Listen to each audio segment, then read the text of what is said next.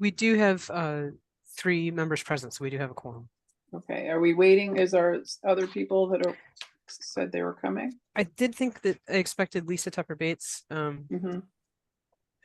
but the other folks are either not able to join us or were marked as tentative. Okay. All right. Well, I know we've got, why don't we do the roll call and then hopefully we'll add a member or two. Sounds good. Just as a reminder, we are live streaming and recording this meeting. Both of those processes have begun. Roll call.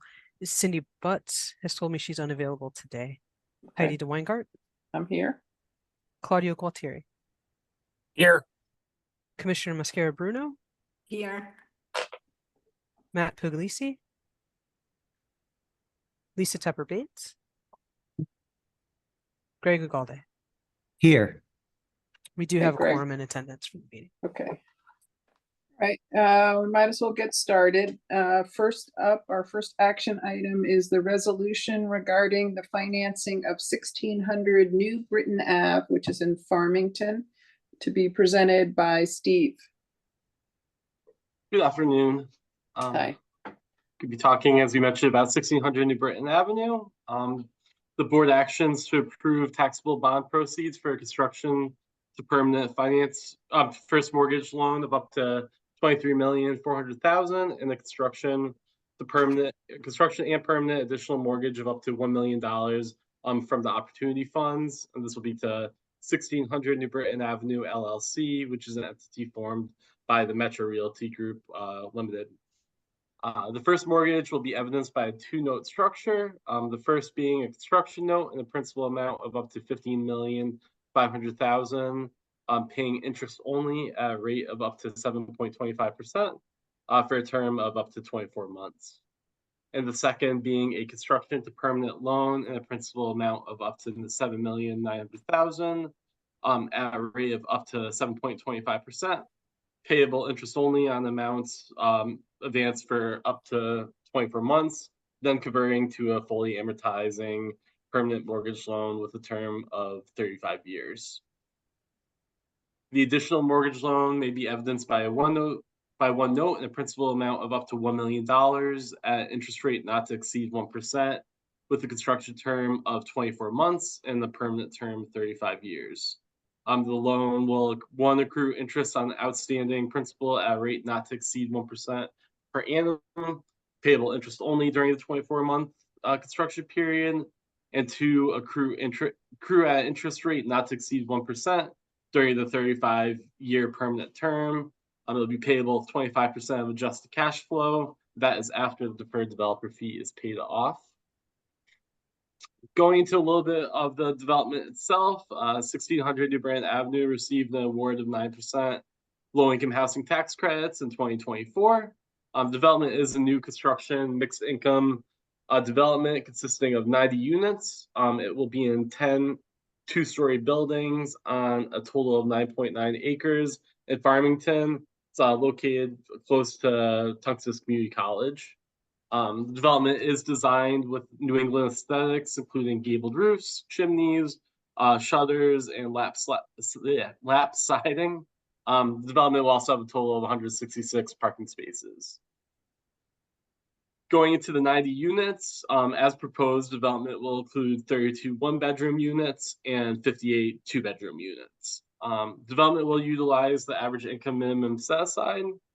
There will be 17 units for households at or below 30% of AMI, 36 units for households at or below 50% of AMI, 15 units for households at or below 80% of AMI, and then also 22 unrestricted units. 20 of the 90 units will provide supportive services for intellectually disabled clients of the Department of Developmental Services. These units will also receive state rental subsidies as well. Development did receive points for proposing design for HERS rating of less than or equal to 42, and also for the green building. They're designing the project to NGBS Emerald standards and are including a solar array which will offset greater than or equal to 90% of the annual energy demand for site and interior common area lighting. Going into the development team, the developer is the Metro Realty Group. They're a diversified real estate company, engaged in development, property management, and construction management services, which we have extensive experience with. They're based in Farmington, Connecticut. They currently have 18 active developments, comprised of a total of 1,386 units in our portfolio. The properties are all well maintained. And they all are in compliance as well.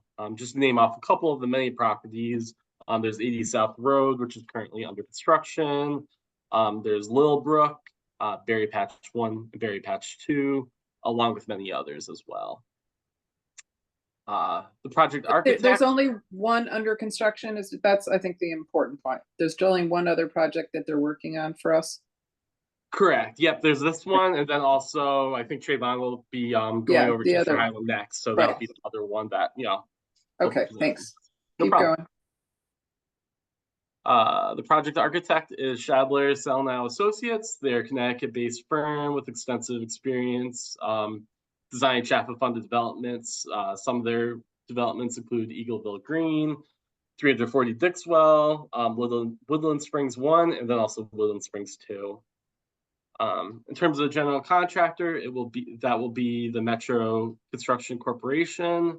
There is an identity of interest between Metro and then the Metro Construction Corporation.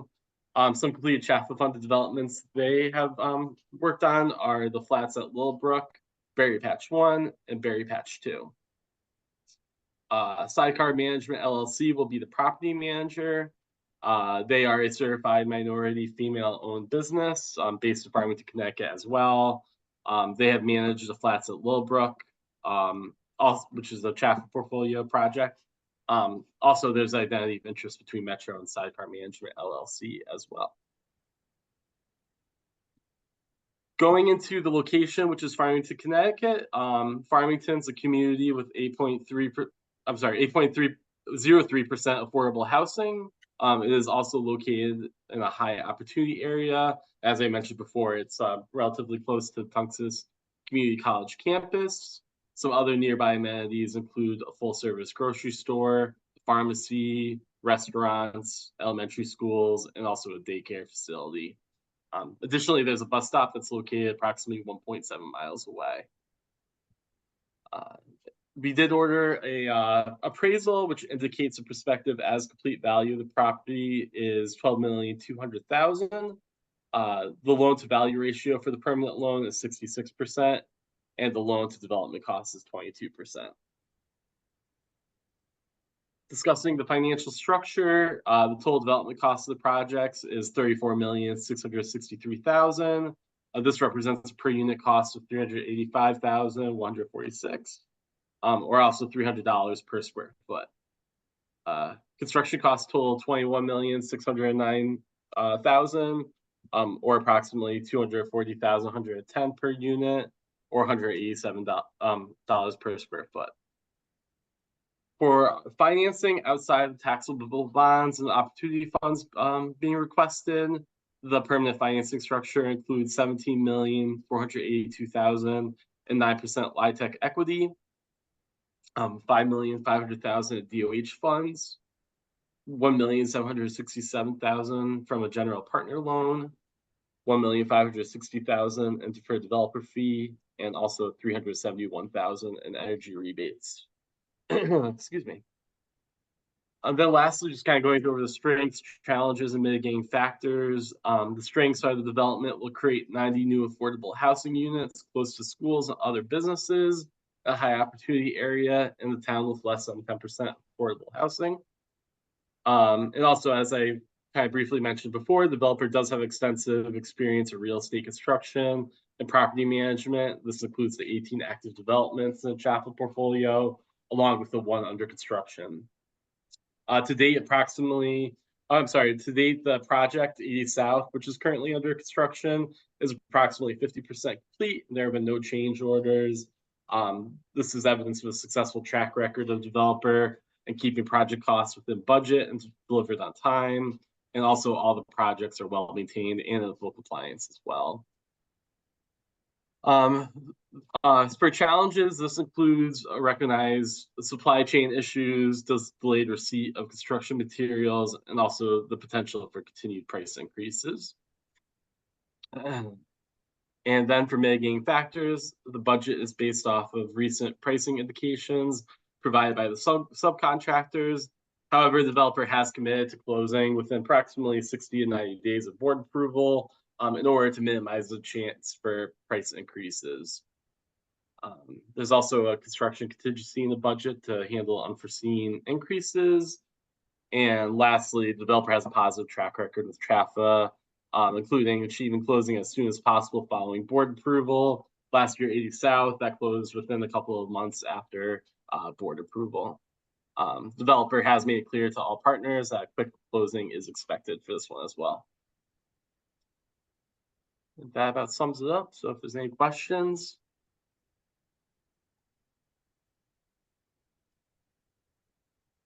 Anybody, any questions, comments, concerns? Steve, ahead, could you please just explain the construction contingency a little bit, how that's going to work? It sounds like it's covered, but how does that work? Yeah, for the construction contingency, I believe it's about 10% of the total construction cost off the top of my head. So that's kind of in line with other construction contingency amounts for other deals.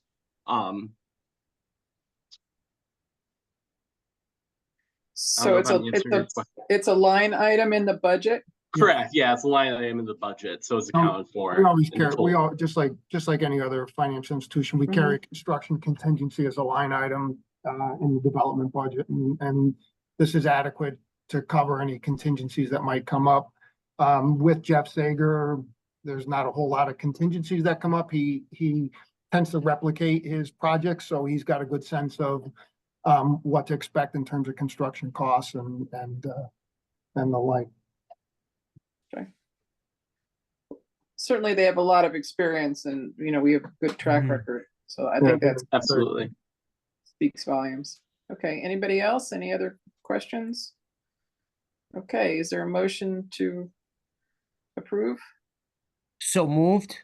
Thanks, Craig. Motion to approve. Is there a second? I'll second it, Claudio. Thanks, Claudio. Okay, Dawn, Cindy Butts, Heidi DeWeingart, aye. Claudio Gualtieri. Aye. Commissioner Mascara Bruno, Yes. Matt Puglisi, Lisa Tepper Bates, Aye. Greg Ugalde. Aye. The vote passes unanimously. Okay, second on the agenda is the resolution regarding the financing of Cheshire Highland, which is in Cheshire, Connecticut, to be presented by Trayvon. Hello. Hi. Okay, so Cheshire Highland. So this is to approve taxable bond proceeds for a construction to permanent first mortgage loan of up to 18 million and a construction to permanent additional mortgage of up to 1 million from the Opportunity Fund to Cheshire Highland Ave LLC, an entity formed by Sager Development LLC, an affiliate of the Metro Realty Group. The first mortgage will be evidenced by a 2-note structure, a construction note, and the principal amount of up to 12. Trayvon, let me just ask you one quick. So we have the same developer, but we have two different account managers. And then maybe this is a question for Nandini. Is that our tradition? Would separate them out and not have one person handle the relationship? That's my old world. How does that work? Yeah, we have, so I'll answer that. So Okay. I do most of the relationship management when it comes to assigning these are very time consuming and effort consuming in order to get these underwritten. So in order to move both of these files along as quickly as possible, because Jeff wants to close these things as quickly as possible, we've assigned them to separate underwriters, and then Deb oversees the underwriting of both of those as well. So there's continuity, but this helps us to move these things along quicker. Okay, thank you. Go ahead, Trayvon, sorry. Yep, no problem. The first mortgage will be evidenced by a two-note structure, a construction note in the principal amount of up to 12.4 million, paying interest only at a rate of up to 7.25 for a term of 24 months, and a construction to permanent loan and a principal amount of up to 5.6 million at a rate of up to 7.15, payable interest only on amounts advanced up to 24 months, with a loan term of 35 years and amortizing after 40 years. The additional mortgage loan may be evidenced by a one-note structure and a principal amount of up to $1 million at an interest rate not to exceed 1% with a construction term of 24 months and a permanent term of 35 years. The loan shall accrue interest on outstanding principal at a rate not to exceed 1% per annum, payable interest only during the 24-month construction period, and accrue at an interest rate not to exceed 1% during the 35-year permanent term, payable with 25% of adjusted cash flow after the deferred developer fee is paid off.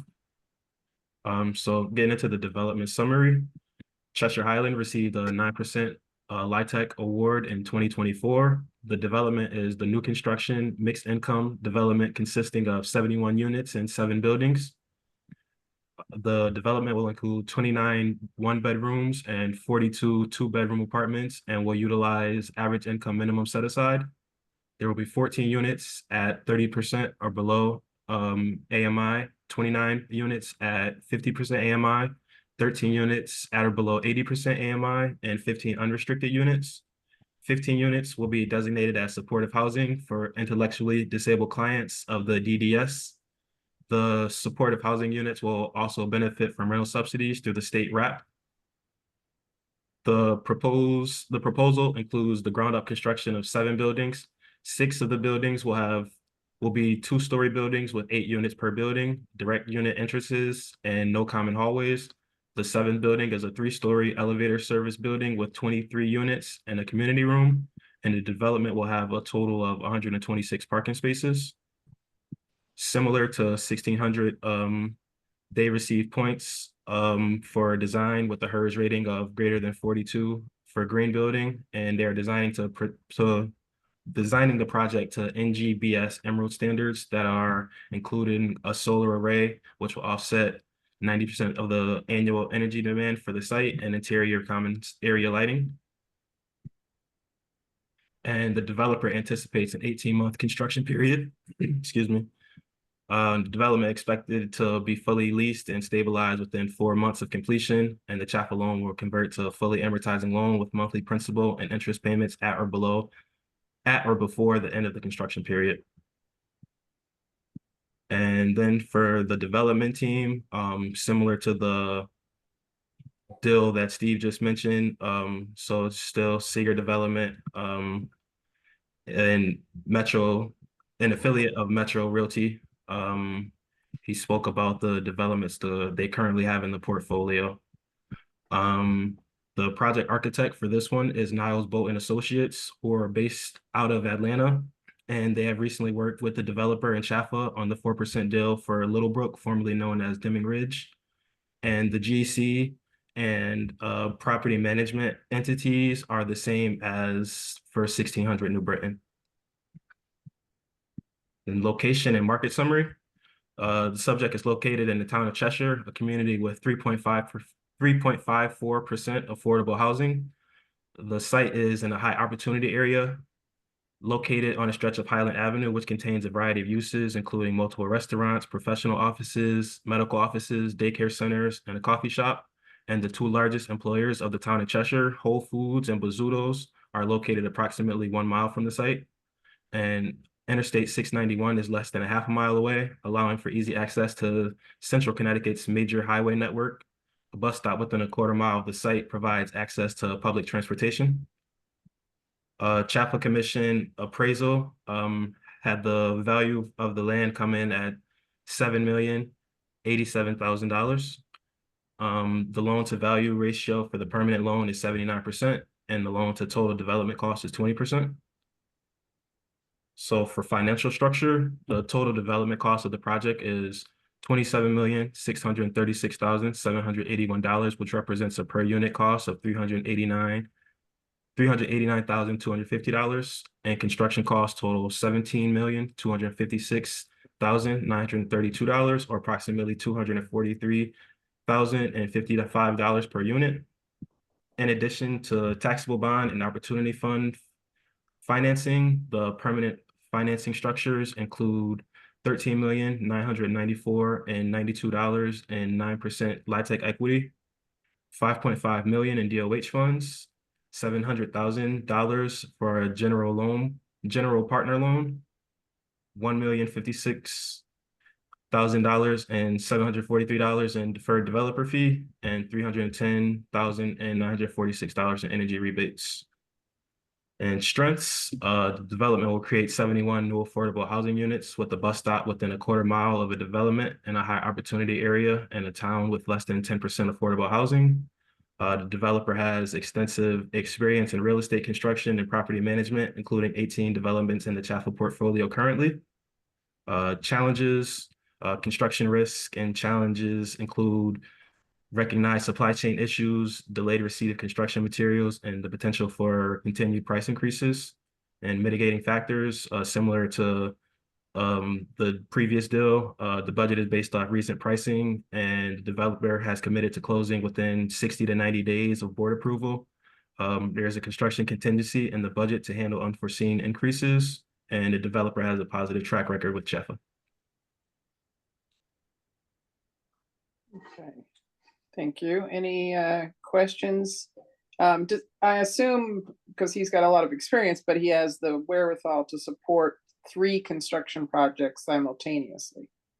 Yes, yeah, he does. And Heidi, we're keeping our eye on this. We know he's got another couple of projects out there. We're talking with him on one for build for CT, and I know he had another one that he was planning on submitting for 9% at some point. I don't know if it's going to come in 25 or later, but we're keeping our eye on it. It's a very, very well-run organization.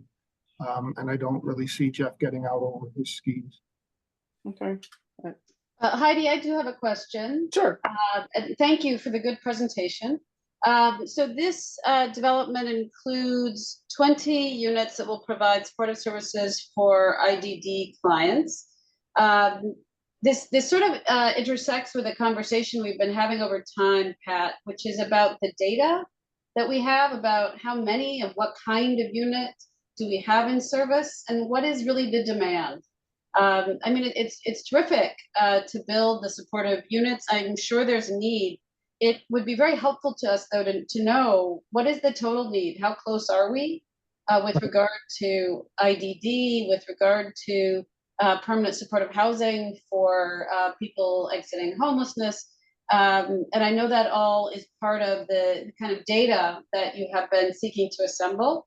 But it'd be helpful just to know, I have no idea if we have 90% of the housing we need for IDD or 20%, right? And I think as the housing crisis in our state and across the nation gets worse and worse, I think every unit we should be thinking about, what need are we meeting? How close are we, right?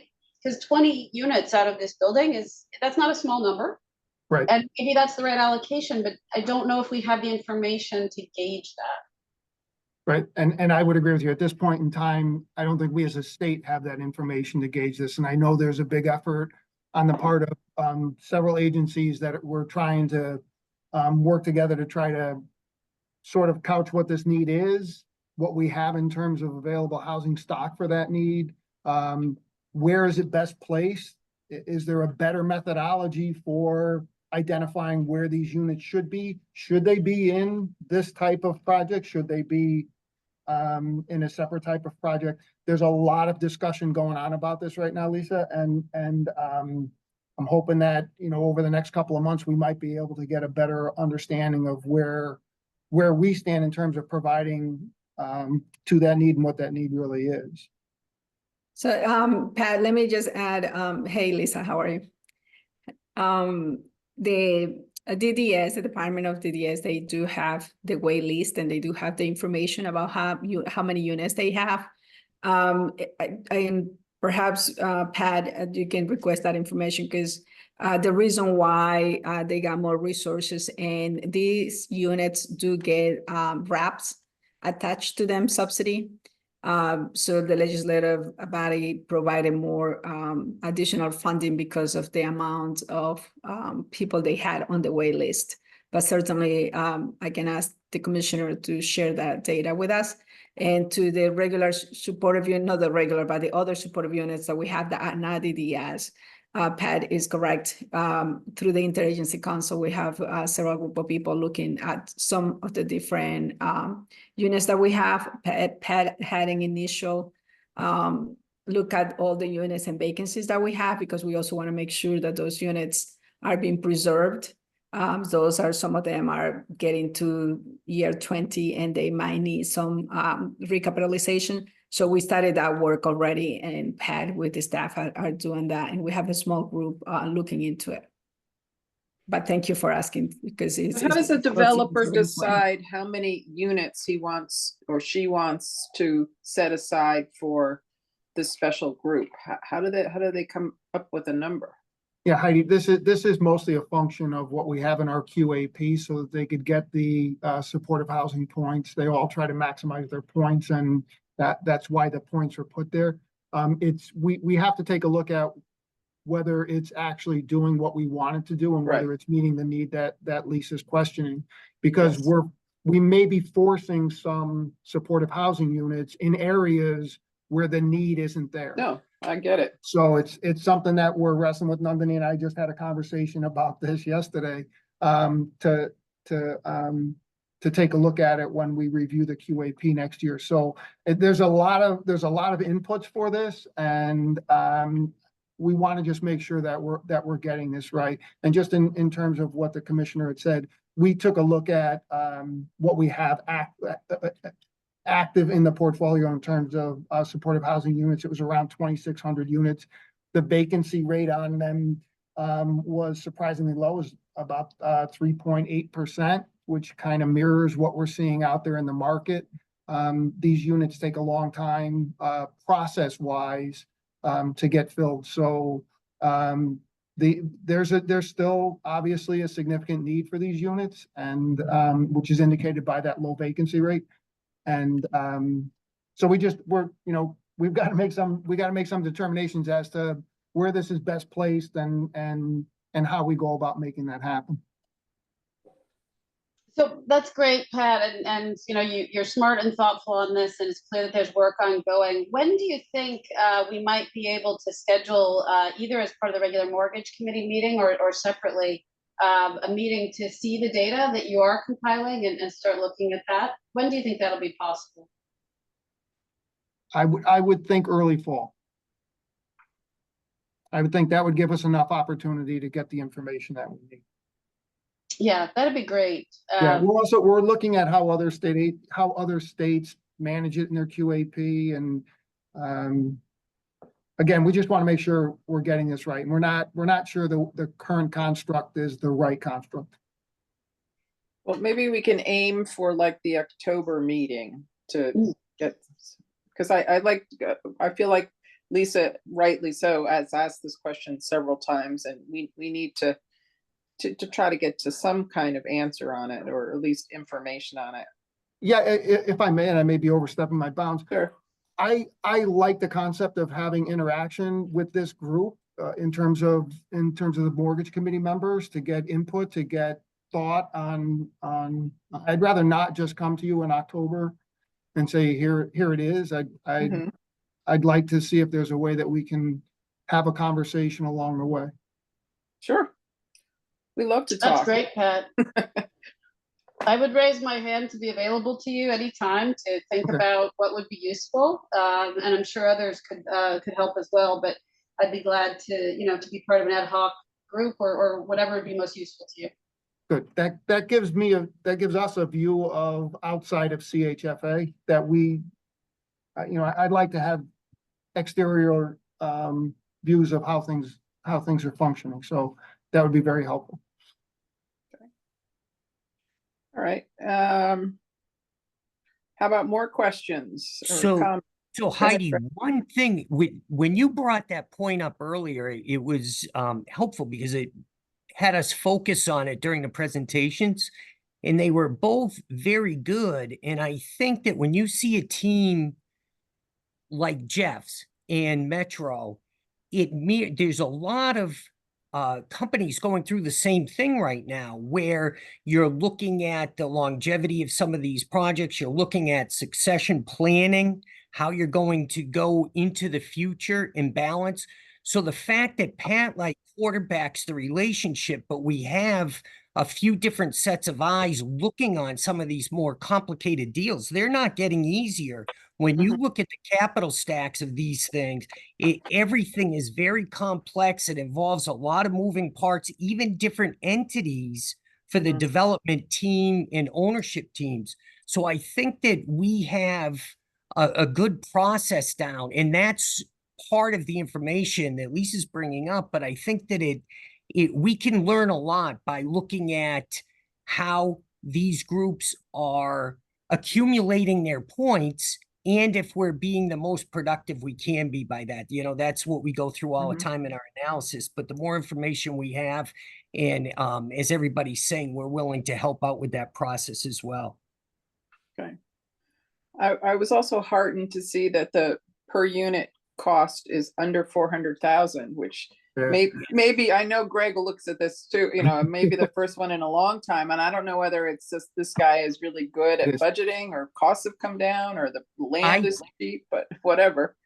I just served on a panel with Jeff, and it's something we're both very in tune to. And I'm glad to see that he's really focused on that as well, because it's not by accident, I assure you.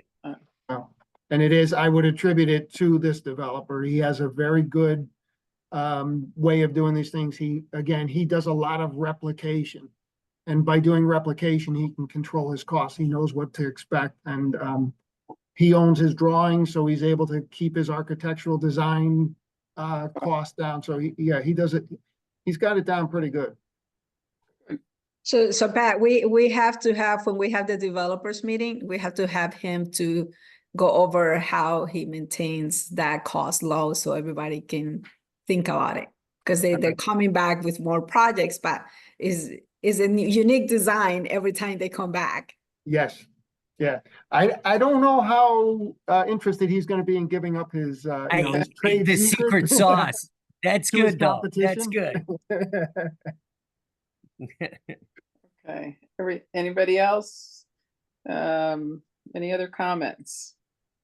Hearing none, do I have a motion? So moved. Thanks, Lisa. Second. Okay. I don't know whether it was Claudia or Greg, but Dawn, could you do the roll, please? Sure. Cindy Butts, Heidi DeWeingart, Aye.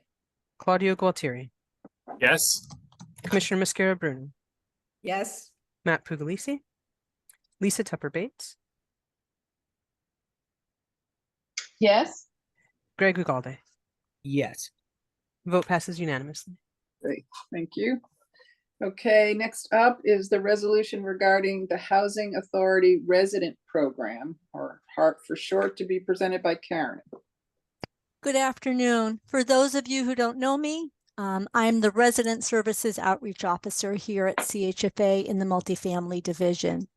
Thank you, first of all, for the opportunity to present this resolution regarding the Housing Authority Resident Program, also known as HARP, replacement for the Housing Authority Small Improvement HACCP program. And this is a $1 million funding request.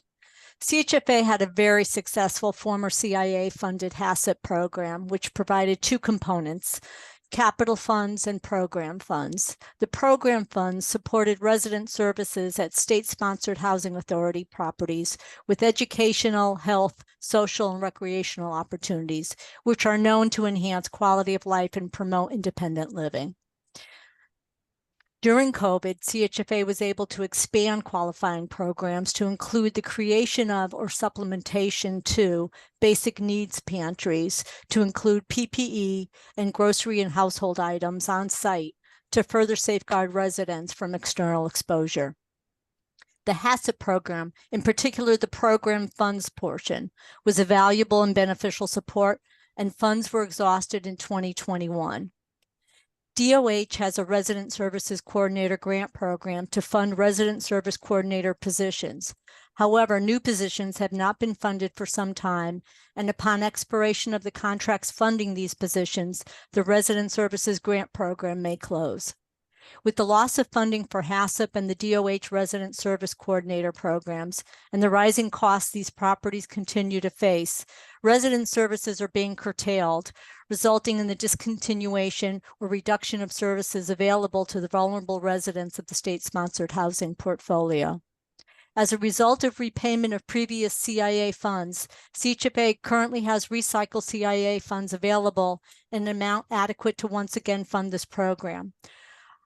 Our recommendation through asset management is that CHFA allocate $1 million of recycled CIA funds in the amount of $250,000 per year for each of the next 4 years to establish a housing authority resident program, focusing on resident program funding only. Individual awards would be between $1,000 and $10,000 per property annually, providing a minimum of 25 awards per year. An established program description and protocol already exists and will be updated to reflect this recommendation. And I'm happy to entertain any questions you might have. Is $1 million enough? Don't ask Karen that question. Well, Yeah, you're asking the wrong person. So we have some limitations here, right? So CHFA is not enabled by its statute to offer grants except for this CIA funds, these CIA funds. So we did that once before. These are recycled funds. So this is actually payback from the CIA funds that we've expended before. And this represents a fairly substantial portion of what we have available at this point. So Karen and I agreed that we would request this amount and see how things go. If there is a great demand far exceeding this amount, then we'll come back to you and ask for more if it's available. We think this is a good starting point to reinstitute this. This is a replacement for the previous HACCP program, but we think this is a good starting point for this. And it just gives the housing authorities who have no money a little bit of money to do some programmatic stuff, which has been very well received in the past. So, well, how do they know it's available? we're How do gonna we get the word out? You don't know me. Oh, They will know. So Pat, we're well known outside. So a couple of things. We have the Conero convention coming up in August, and we plan to make with the approval, hopefully on Thursday, we plan to make an announcement. We will also be circulating information through eBlast to all of the housing authorities, and we have a tremendous amount of communication on a very regular daily basis with our housing authorities in our SSHP portfolio. So we have a bunch of different avenues, and we plan to get this information out as quickly as possible. so Pat, I have a question. So this is for the state housing authorities, correct? So it's not for all the housing authorities. So when you do because it's for the portfolio that you guys hold. Yes. So just make sure that you clarify that, because especially if you're gonna send it through Conero, you Yep. have the federal housing authorities that have other resources, and Heidi, the state housing authorities, they really don't have access to those resources. They're not federal, they're through the state. And that's the reason why they have this need. And Karen, the other thing that I would like for you to do is to make sure that you coordinate with Michael Santoro, because we're still providing those resident services dollars, so you can see where you guys can collaborate and not duplicate, because there's not resources that we're putting in. But if there are some housing authorities that we didn't have enough resources, you guys can coordinate which ones you can infuse some of those grants. I was under the impression that the DOH program was only for the coordinator positions, not for programs.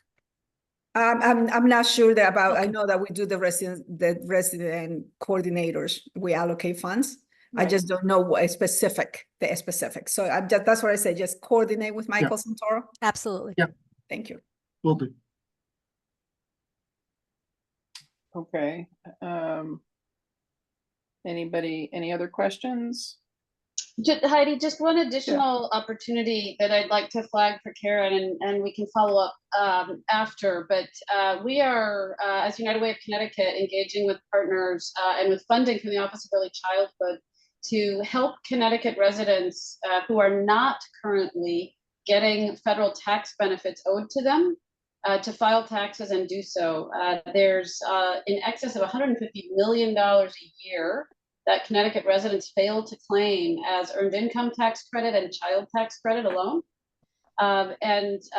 This is it's terrific to offer these services, Karen, but I've got to believe some of these residents are in that pool of people not filing taxes and therefore not claiming important federal benefits that can mean thousands of dollars to support their households. So my hope would be that we could work with you or the right people to talk more about that. And this is a consistent issue in Connecticut, but some of our colleagues at Simplify CT, one of the big VITA programs, have actually done the research to show that that is the delta in what people are failing to claim. So I just wanted to flag that. I think sometimes in Connecticut, we create new resources without maximizing what might also already be on the table. So if we can just make sure to work together on that, I think it could be an enormous benefit for these same residents. Great, thank you. Lisa, could you send me contact information for somebody that we can reach out to? And we'll reach out to them right away and see what we can coordinate.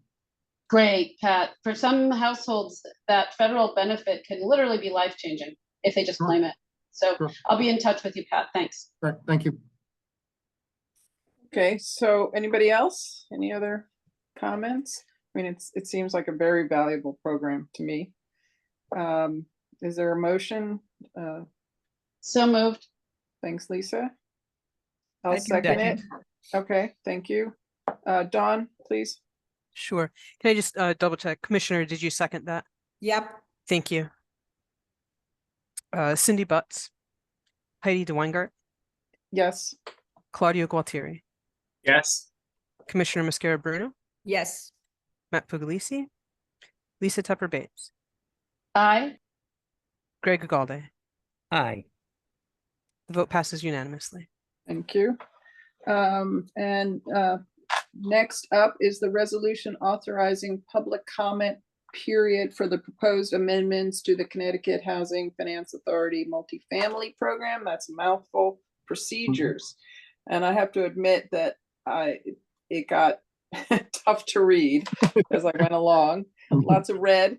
Yeah. So maybe somebody can summarize it for us. Well, Maybe Pat, you're up. That's what we're going to do. I'll give you guys a Okay. brief overview of what we were trying to accomplish. Thank And you. then I'm going to turn it over to Jenna Zacharight, our compliance officer in multifamily, who's going to walk you through summarization of what we did a little bit more specifically than what I'll do. But I really want to start out by saying thank you to the members of this board, because you didn't fail to meet my expectations for your response on that last resolution. My expectation was that you would embrace it and support it. So thank you. In terms of what we did, so this has been months and months of effort in order to take a look at our multifamily procedures. We went line by line, word by word in most cases, to make sure that we were giving it an appropriate review. We encouraged and had the legal department participate with us along the way, so that we would get immediate responses to things that we were looking to try to accomplish, and what the impact would be, what was required by statute for us to retain in. So what our overall goal here was to take a lot of the detail, the programmatic detail that's been in the procedures for years and years, and push those down to guidelines that gives us the opportunity to make changes a lot more readily, a lot more timely in response to the markets. Because right now, if we needed to make a change to something that's in the procedures, we would have to go through this very elongated process in order to accomplish that. So this is going to help us to be a lot more nimble. We're not taking anything that you see that's been taken out of the procedures, that's been struck from the procedures, is going to be reviewed to be put into our guidelines, into the multifamily guidelines. So I want you to rest assured that we're not eliminating anything unless it's either it doesn't apply anymore or there's just no need for it. We did anything where there was any redundancy, where a statute required us to have something done. If it was repeated again in the procedures, we took it out. We tried to streamline this in a way to make it a lot more usable a lot more workable in today's environment. So, and one important thing is, with regard to the section 4 under tax credit programs for the Housing Tax Credit Contribution Program, HTCCs, we are required by statute to present any modifications to the procedures to the Commissioner of DRS and have them review and approve those changes. So for that section, we actually have already done that. We presented it to Commissioner Boughton a couple of weeks ago. We received his approval for the changes last week. I think late last week is when we received it. So we already have that in place. So the HTCC portion has a lot of red in it, but I want you to understand that it's already been approved by DRS. So I'm going to turn this over to Jen. And what we've provided in the board material is this cover memo and then summaries and red lines of each of the sections. So it should be summary with a red line behind it, summary with a red line behind it, and it follows in sort of sequential order. I'd like to So- make one quick comment. I want to be respectful of your time. So would it be okay if is there like a drop dead time, like 2:15? Is that, we don't want to lose members either because we need. Yeah, to go. I have to cut off by no later than 2:15. Great. I have a 2 o'clock that I have to attend the healthcare cabinet. Okay. I think that still keeps us within quorum requirements. But we'll make sure we stay within 2:15. Okay, thanks. Okay, and just very quickly, Anthony, I this, have to drop. Is that going to Okay. interfere with quorum? No, I think that would leave Greg, Heidi, and the commissioner. Right. So I think we're still okay. all right, and just quickly, Claudia. this is a resolution to publish these for public comment. This is Okay. not the adoption. The adoption of these changes will come in September. So this is just your. So we don't approval have to vote. vote on this? Do we have to You vote? do on have to it? vote You on have it. to vote so that we Oh, can we put it do. on public comment, but this Okay. is not for the adoption of these changes. It's only to Okay. put them out to public comment at this point. Okay, well, and Can I maybe, move for adoption for public comment? you can, I mean, Pat was gonna have somebody Second. summarize it, but if we could just do a really super quick summary. So we have a motion and a second, and now we can discuss it, Heidi. You're right in order. Okay, good. Thanks, Greg. All right, so Jenna, are you there? I am here. Take us through just the Just the the most substantive important. changes that we've done in each of the sections. All right. If you can. Which is the first section? The first section is multifamily rental housing. It is section 2A. Okay. So I mean, as Pat said, most of our changes were to eliminate unnecessary detail. We made rewording as we considered necessary for clarification purposes, et cetera, et cetera. So I'm going to try to glaze over those kinds of changes as I go through. So starting in A1, we just deleted some unnecessary detail. Just A2 hit the highlights of the important changes, not the wording, please. Okay. So let's see, we revised in A2 qualified development team, we added a list of QDT members, which is new and I think impactful.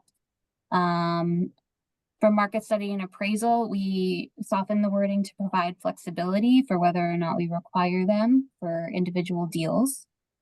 Under underwriting standards, the debt service coverage ratio, we modified wording regarding the ratio to cap it at 150 or to have it at 115, but for a period necessary by the authority, but in no event less than 1 year.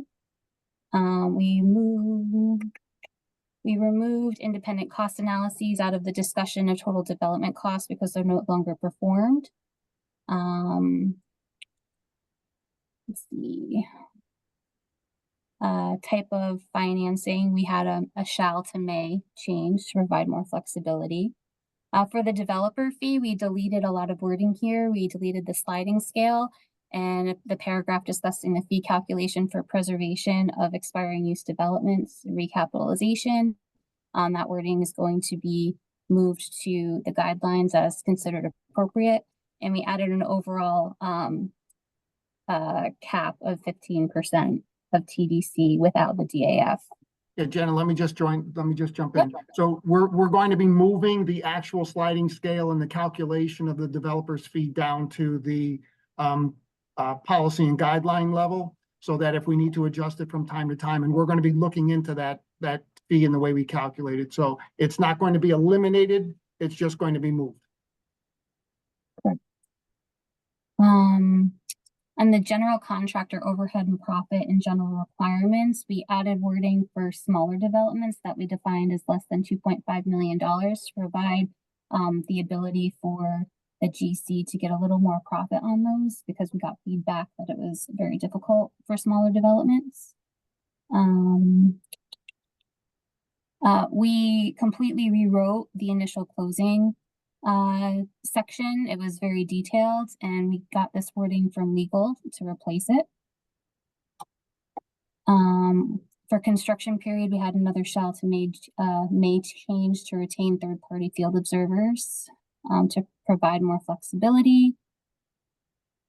And in section 16, waivers, exemptions, and modifications, we propose that the executive director may also authorize waivers, exemptions, and modifications.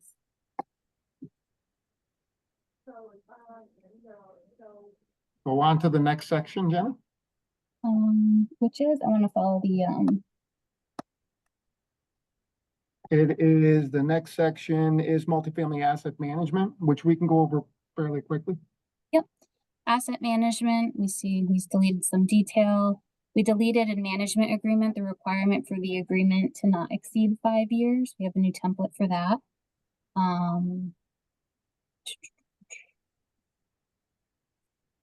We modified the discussion of capital needs assessments to require owner assessments of capital needs and not just requiring third-party assessments. And then we added wording in about post year 15 to emphasize the requirement to stay in compliance through the expiration of the ELEC agreement. So those major highlights there. Yep. Next is section 2C, special programs. A special program. So for the small and emergency loan program, let's see. I can take this one, Jenna. So Okay, this is something that's been in place already. And Heidi, I think you asked me a question a couple of months ago about a $350,000 resolution that we brought to you, is why are we bringing something this small? So, and I think I'd said at that time we were looking at this.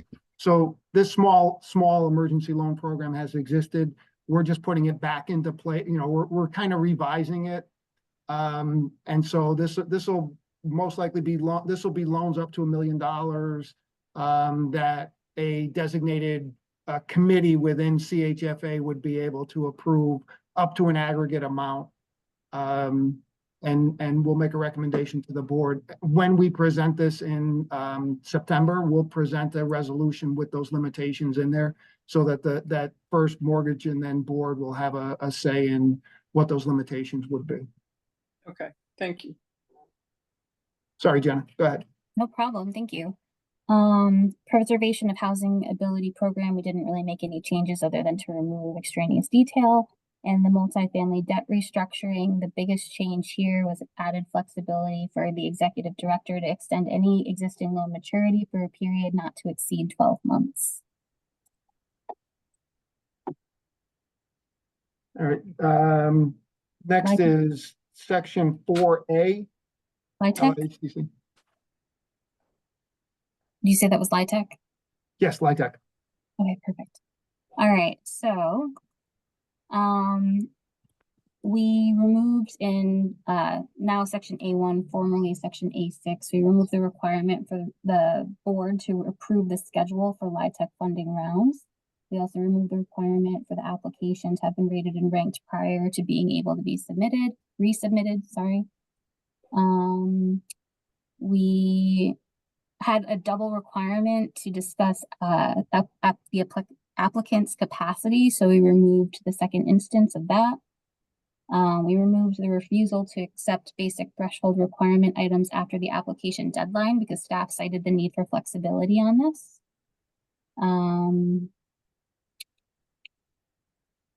We removed the requirement for the appraisal to be received before the carryover or 42M letter being issued. And we also removed the requirement that reassessment be conducted by senior staff members not directly involved in the evaluation of the application. Issuing tax credit allocations, we deleted the deadline date because that wasn't considered necessary. Sorry, that wasn't really high level.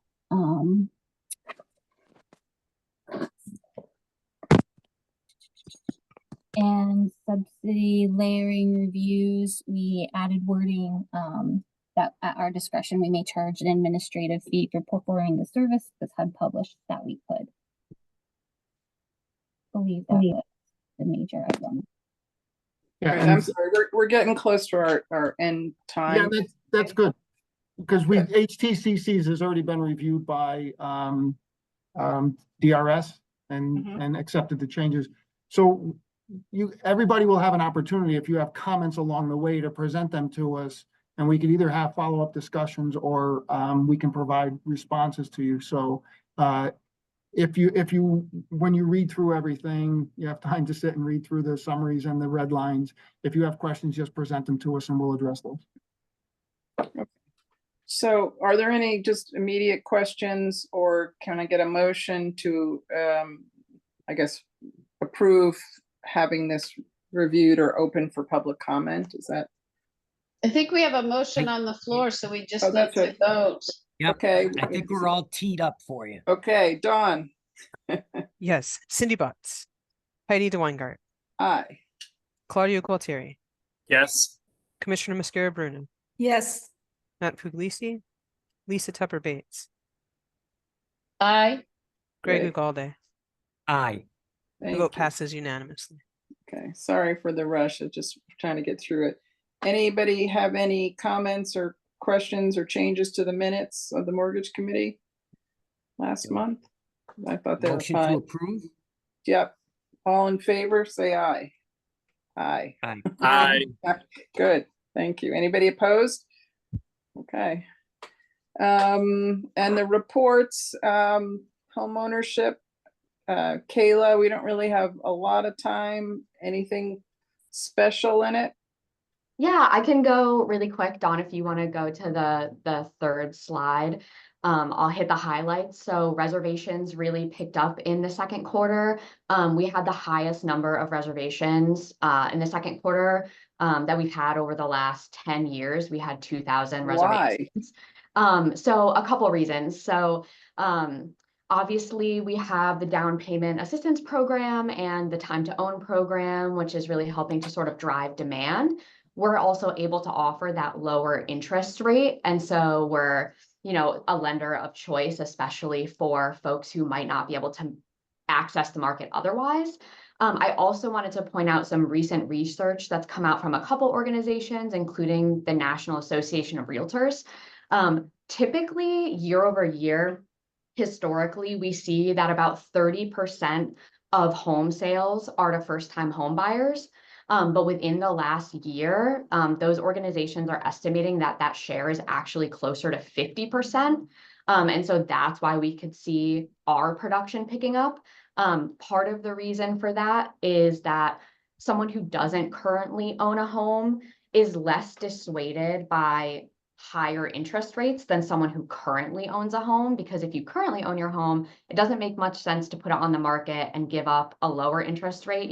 Most homeowners right now have below a 4% interest rate. Right. Whereas if you're renting and you're dealing with a volatile rental market, you're dealing with increased year-over-year rents, a 7% interest rate doesn't sound so bad because at least you have a stable monthly payment. Very interesting. If we hit the next slide, you'll see that those reservations are translating to higher loan activity. We saw over 2,000 purchases so far this year, totaling over $500 million. Next, we can see our top lenders. There's not a lot of change going on here. The only substantial difference I wanted to point out is that Norcom has dropped down the list, and that's because in April, they sold off their retail platform, so they're no longer going to be originating loans for us or for anyone else. So we'll probably see them drop off the list by the next quarter. On the next slide, we see our down payment assistance program activity, pretty much in line with what we did in 2023. We've done just under 16 million in down payment assistance, and that's separate from the time to own loan program, which is on the next slide. We still see strong demand for this program. It's a great complement to our current products. This year so far, we've originated about 1,500 time to own loans. And the second quarter also marks a pretty big milestone. Under the program, we've seen over 4,000 now total closings take place under that program. And this program has really helped lower income folks access homeownership. The average time to own borrower has an income of about $15,000 less than a borrower of ours who's not using time to own. They are also generally younger, and are purchasing homes that are actually a little more expensive, but for a comparable, if not lower, monthly mortgage cost. So this program is really helping us to increase that access. And then the next page just gives you a quick update on where we are with our outreach to people of color. So far this year, over half of our loans have been granted to borrowers of color. So we're on track to meet our KPI for that goal this year. The next slide shows you our geographic distribution. We're seeing our loans be used across the state. Connecticut's urban centers remain heavy hubs of activity. That has to do with a couple of factors, right? More population there. Urban centers also tend to have more low and moderate income residents and lower housing costs. So we see easier to access home ownership in those areas. And then on the next slide, this is a highlight of a recent outreach event. Research, marketing, and outreach and home ownership continue to be really great partners to try to spread awareness of what we have going on here and what programs and resources we have to offer. So back in June, we partnered with the Urban League of Southern Connecticut and Total Mortgage Services to put on an in-person homeownership seminar in Stamford. And there were over 50 attendees at this event, which is a really great turnout, connecting with prospective home buyers. And I know we're out of time, so if you have any questions, you can always follow up with me. And I also will be giving this presentation at Finance Committee for those of you who will also be there. So happy to take questions then as well. Thank you. Sorry for the rush. No problem. Okay, multifamily activities, Yuzzy? Hi, good afternoon, everyone. I'll just take a minute of your time. There's just a couple of things I wanted to highlight. Our development spotlight is actually a Jeff Sager development, and you can see the pictures. Good planning. Yeah, so it was great planning, and our underwriters were very happy with this development. It actually, because of the development team and their construction, their project cost savings came in under budget. So I just wanted to point that out since he came up earlier in the meeting. As you guys have time, you can go through our regular, if you keep scrolling down, Dawn. These are our regular numbers of what's in the pipeline, our closings that are coming up. I did want to point out that our HTCC round, the deadline was June 5th, and we had 30 applications that are currently under review. And if you scroll to the next page, our builds for CT, this is our year-to-year comparisons. So it's from July of this year compared to July of last year. Scroll down another page. And on here, I'm sorry, on the next page, these are just things that our teams has gone through over the last month. But for the build for CT, I just wanted to point out that they have closed 3 projects already, and they have 7 more in the pipeline currently. And if you scroll down. Can you scroll the other way? I wanted to see the year over year. I couldn't tell which year is which. So orange is this year and blue is blue is this year and orange is last year. Okay, that's what I wanted to know. So we're pretty much on, pretty close. Okay, sorry. And then this is just a project that will be coming up to you soon in the coming months. So since we're short on time, then that concludes our activities report for this month. Okay, thank you. You're welcome. Anybody, quick questions, comments? These reports are helpful and they're easy to read and Agreed. follow. because this is the kind of information that we always like. Yeah, it's true. It's true. I that, you know, as a developer, this gentleman whom I haven't heard of before is, you know, he's obviously doing what he said he can do. Keep bringing in under budget. It's impressive. Yeah. He's been around he's been a customer of CHFA's for years. Oh yeah, yeah. I don't. He's Metro Realty. Yeah, yeah. Okay, anybody else? Any other comments? All right, thanks everybody for the time. Appreciate it. We have a motion to adjourn. Motion to adjourn. Thanks, Greg. All in favor, say aye. Aye. Aye. Okay, Thank thanks you. everybody. Thank you, everybody. Bye-bye. Take care. Good meeting, everyone.